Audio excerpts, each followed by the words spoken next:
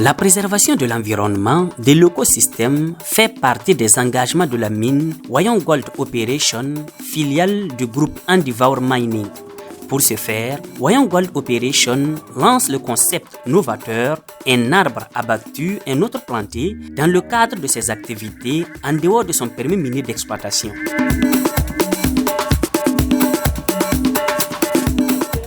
Avant de commencer à abattre un arbre, nous leur demandons de nous faire un inventaire. Voilà. Sur la base des rapports qu'ils nous fournissent, ça nous permet de savoir le nombre exact et le type d'espèces qui ont été touchées.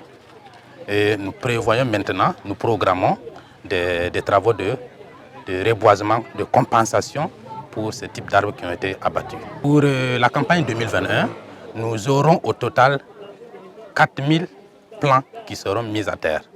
Les 4000 plants sont répartis en 11 espèces. 11 espèces. Au niveau du site de lancement, nous avons 7 espèces. Et ces espèces ont été choisies en étroite collaboration avec les bénéficiaires qui sont les communautés locales.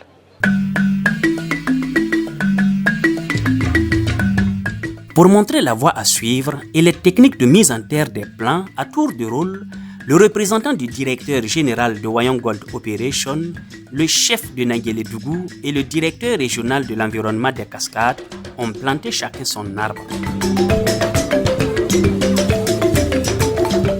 Wayang Gold en tout cas accompli son devoir de responsabilité sociétale d'entreprise à travers cette activité. Parce qu'il faut dire que la mine a un certain nombre d'activités qui impactent l'environnement pour réellement apporter une solution durable à ce que la mine fait. C'est pourquoi nous sommes là ce matin pour planter des arbres et compenser ce qui a déjà été enlevé dans le cadre des réalisations des activités de traçage de route. C'est dans cet élan qu'on va en même temps avoir des retombées économiques dans l'exploitation aurifère et aussi préserver en tout cas l'environnement pour nous-mêmes et pour les générations futures.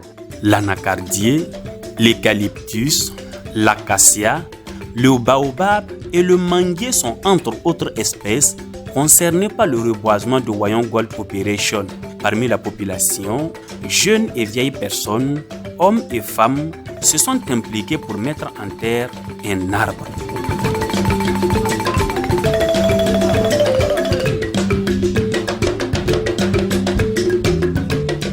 Yirituru nana a diyara n ye an bɛ se k'a fɔ parce que hɛrɛ caman de bɛ yirituru na ni yiri tɛ yen sanji tɛ yen kalanso nin fana na denmisɛnw bɛ to ka sigi a kɔrɔ ni ka to ka ka kalan kɛ. Yiri nin bɛ hɛrɛ min dɔn ko musokɔrɔbaw bɛ sigi a jukɔrɔ cɛkɔrɔba bɛ sigi a jukɔrɔ an fana bɛ sigi n'a nana kɛ denkuli ni furu ye an bɛ se ka sigi a kɔrɔ ka to ka barow kɛ ka tew min foyi tɛ yen denmisɛnninw fana.